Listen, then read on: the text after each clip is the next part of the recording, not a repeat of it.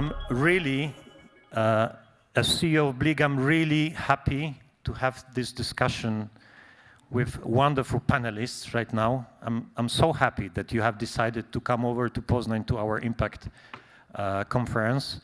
So maybe you will present yourselves, but I will maybe ask you, Stavroula, then Guido and Fernando, just tell us where you are from, and then we'll follow up with our, I hope, I'm sure, fantastic discussion, because so many things are happening in Europe, and we would like to make it very attractive for you and for us, this discussion. So, Stav, can you? Hello, thank you for the introduction, for the invitation, Dariusz, to beautiful Poznan with the beautiful weather. So I'm from Athens, Greece, and I am the CEO of Dias, which is the local payment system in Greece.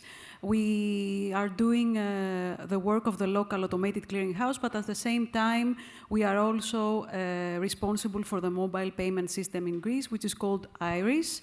We clear close to 500 billion transactions in value per year. And our mobile payment system Iris is used for person-to-person with close to 2 million users, active users, person-to-business, and e-commerce. So that's it. Thank you very much.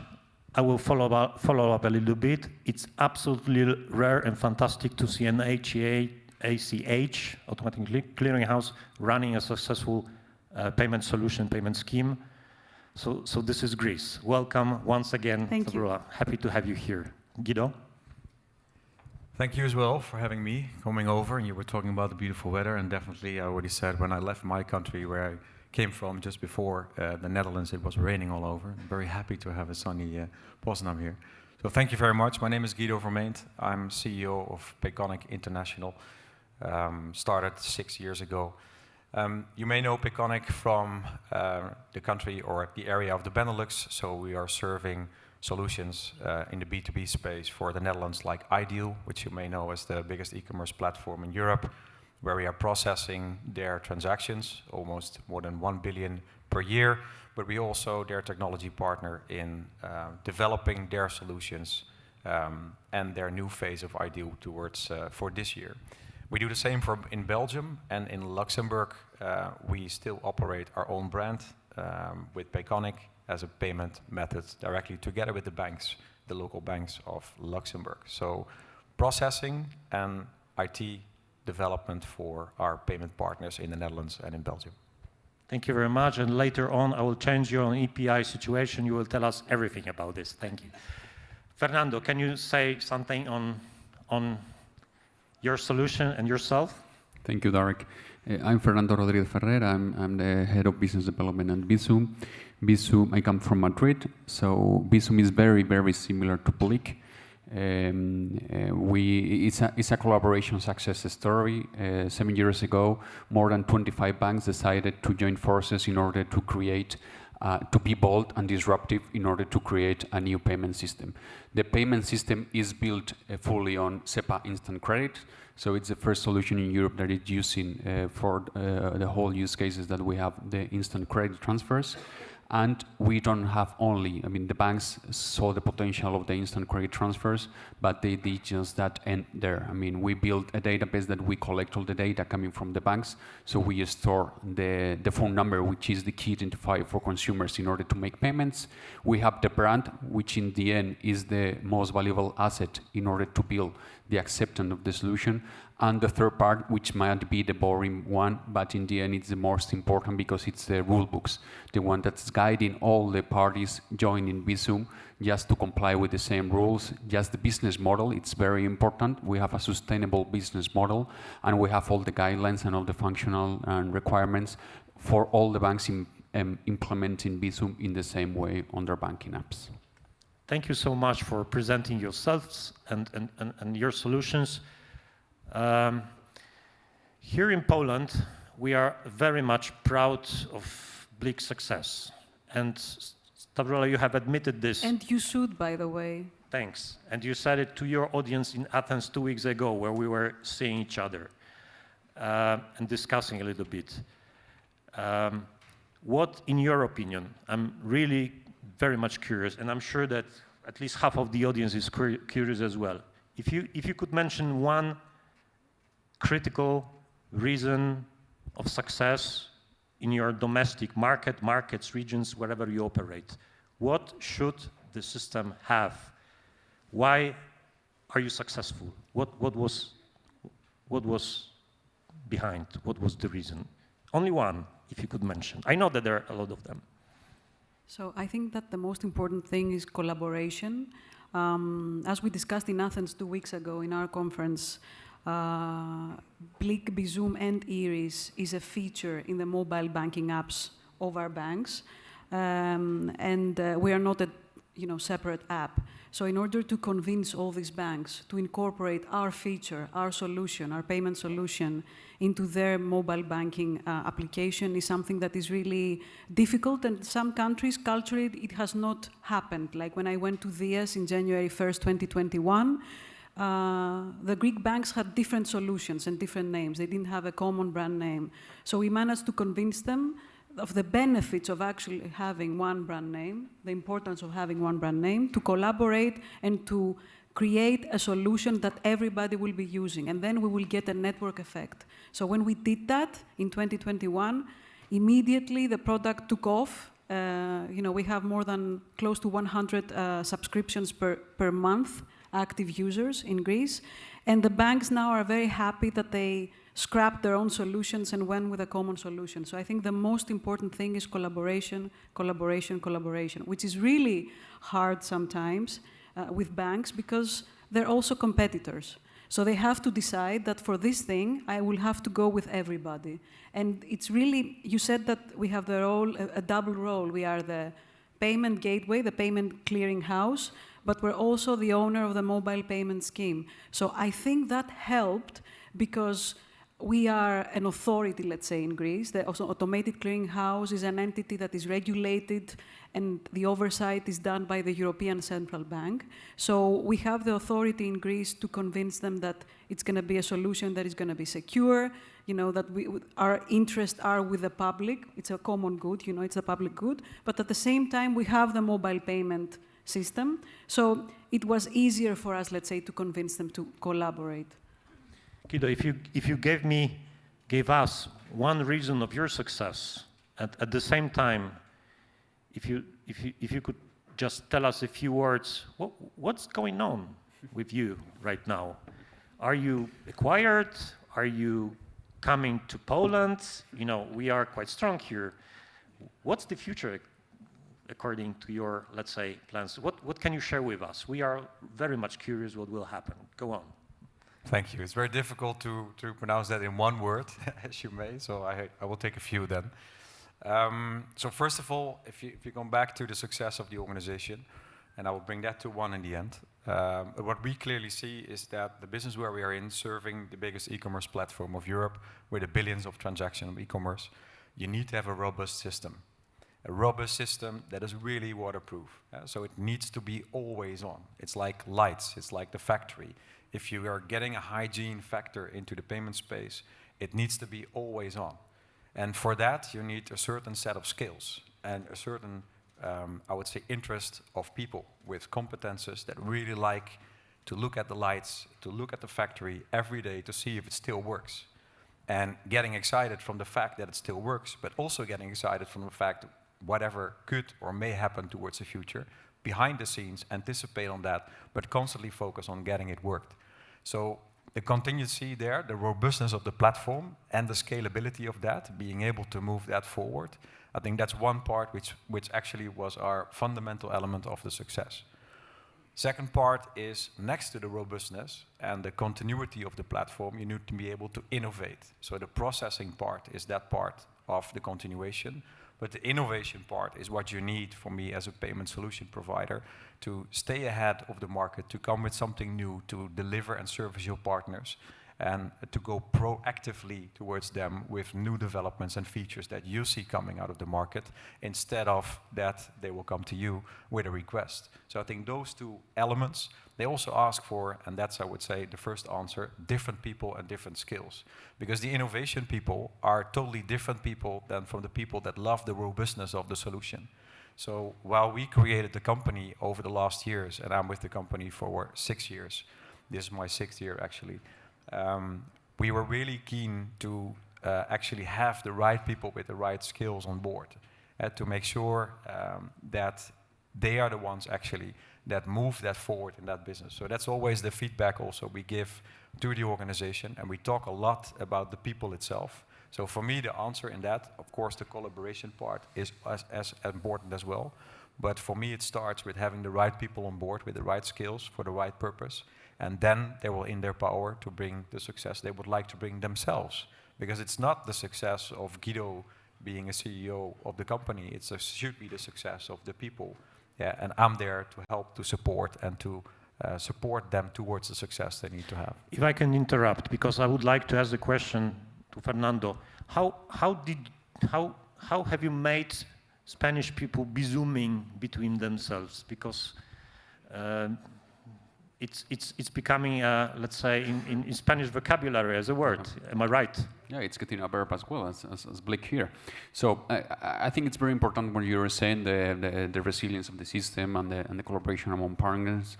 I think also the context is very important. I mean, we saw 7 years ago that cash was still predominant in Spain, but digitalization was something that all the banks were pursuing.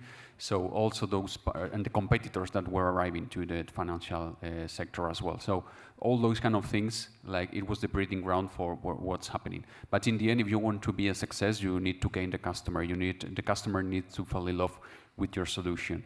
I mean, the brand is very powerful in order to be part of the daily business of the consumers, for the P2P, for e-commerce, etc. So once you get there, you can build the network effect, and you need to provide more opportunities for the consumer to use your solution, not just for one use case, because otherwise you are not going to be the scale that you need in order to become a really complete payment system.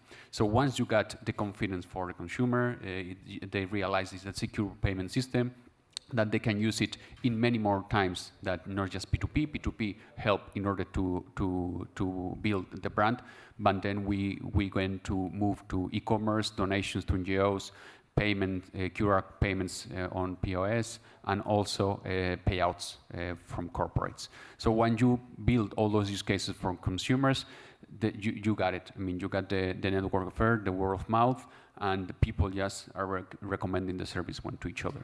Okay, this was not discussed before. One number, Fernando, how many users, Bizum, now? 24 million users. How many? 24. 24. How many have you? 1.7 million. 1.7. Let's say something like Smaller 2. country. We have 26. Guido, how many officially?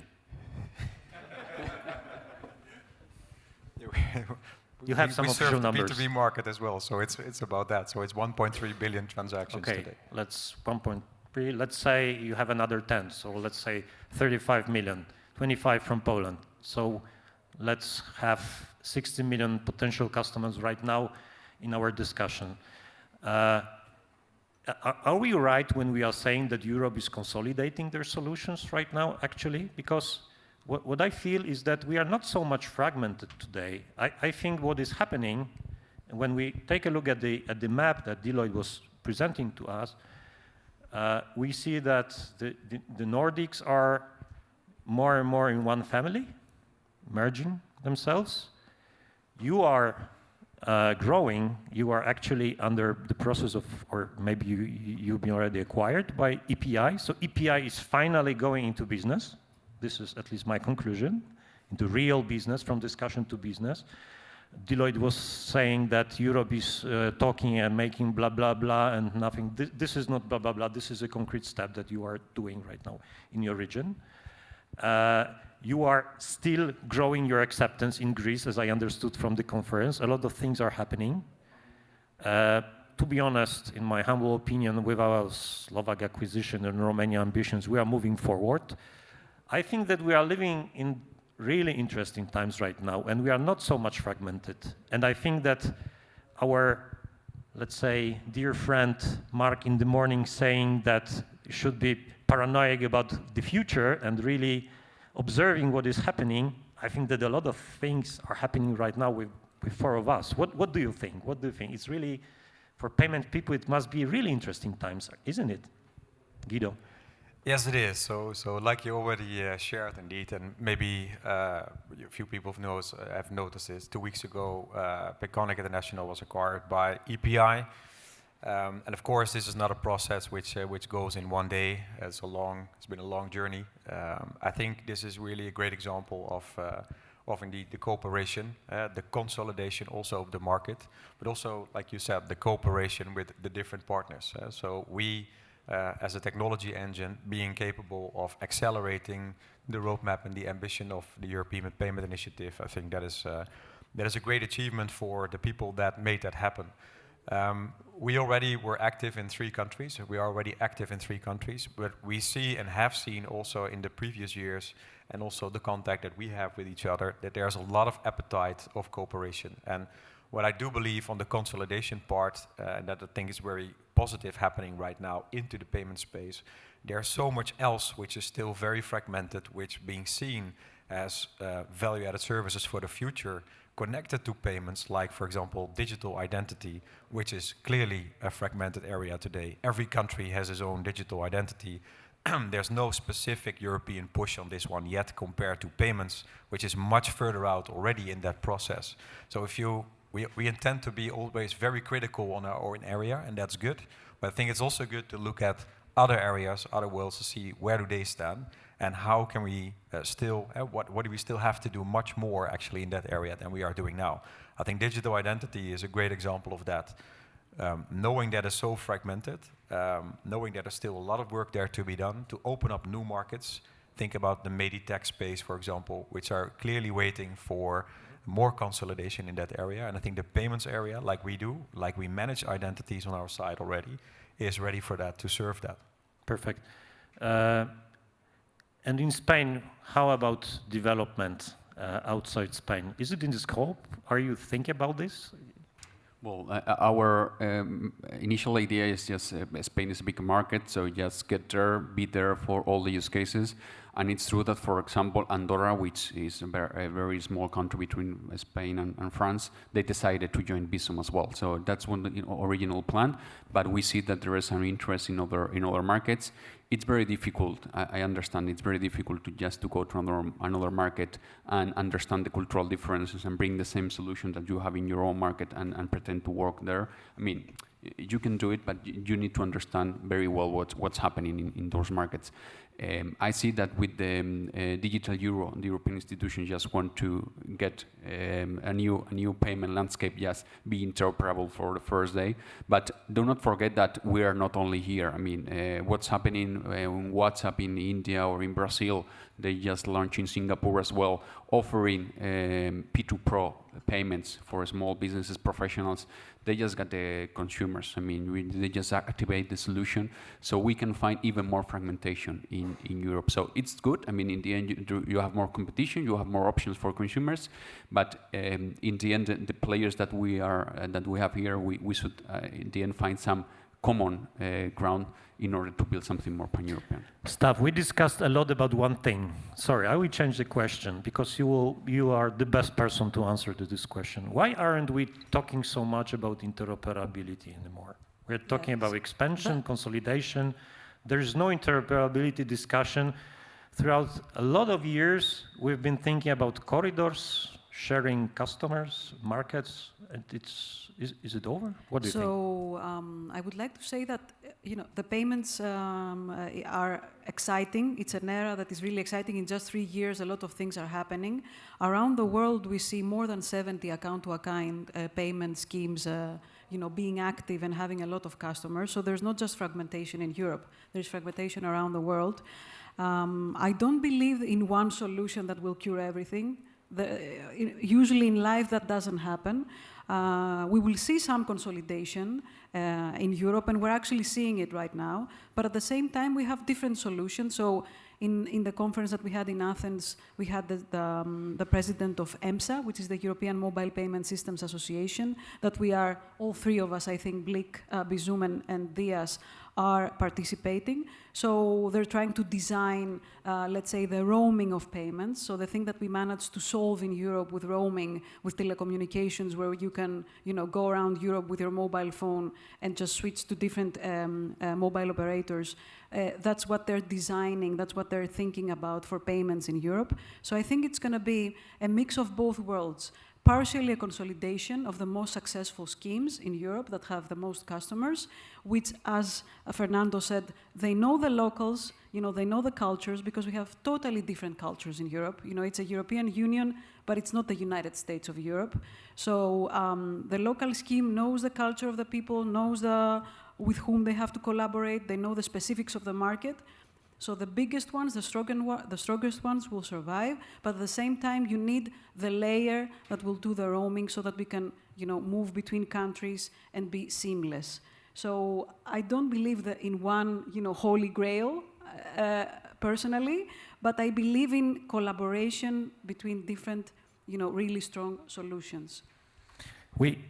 Go on. No, maybe one add on that, because Benelux is not a country, it's 3 countries. I don't know, it's quite a small area for certain people, specifically to a big country like Poland. On the other hand, what I can say there is the reason, indeed, interoperability for many of the companies is, I would say, a headache file, right? So it's a lot of challenges technology-wise, it's a lot of challenges contractual-wise. We managed actually to get a solution out there, a payment solution which was capable of making payments interoperable in the Netherlands, in Belgium, and in Luxembourg. And why did we succeed on that? Not only technically, but we succeeded on that because it was in the end on the same payment rails. And on that payment rails, we even had indeed local DNAs, because each and every country are used to different solutions and also different methods of payment. Even close to that area, payment solutions in Belgium can be totally different from payment solution in the Netherlands. In Belgium, you could have, at the time when we started, a QR sticker on the desk of the merchant. And the client who was at the desk, he could pay, he could scan from the sticker, he typed in the amount for payment, and he showed to the cashier that he paid. That is something in the Netherlands, for example, which would never work. On the other hand, the rails below was the same, and you were able, if you were in the Netherlands, to use that same payment app. So for me, interoperability, I think the MSAP part is a very good initiative, because it's indeed about the roaming way of that. But the real interoperability, how it was always meant to be, I would say, for me, really only can succeed when you are on that same payment rails in the end. Definitely. I share your point. From our Polish garden, BLIK's perspective, we have done a fantastic job on interoperability on global level with our friends from MasterCard. This is something that I should admit. I know that time has gone so quickly, and I'm really happy that I have you here in Poznań. I do hope that you will appreciate this place. We are so much happy that for our discussion, for our audience, and for our BLIK's, let's say, friendship, you have come over sometimes from difficult meetings and you needed to make difficult choices just to be there with us. We are happy. Thanks a lot, and hope to see you soon. And let's have some nice time right now in Poznań. Okay, Thank you so much.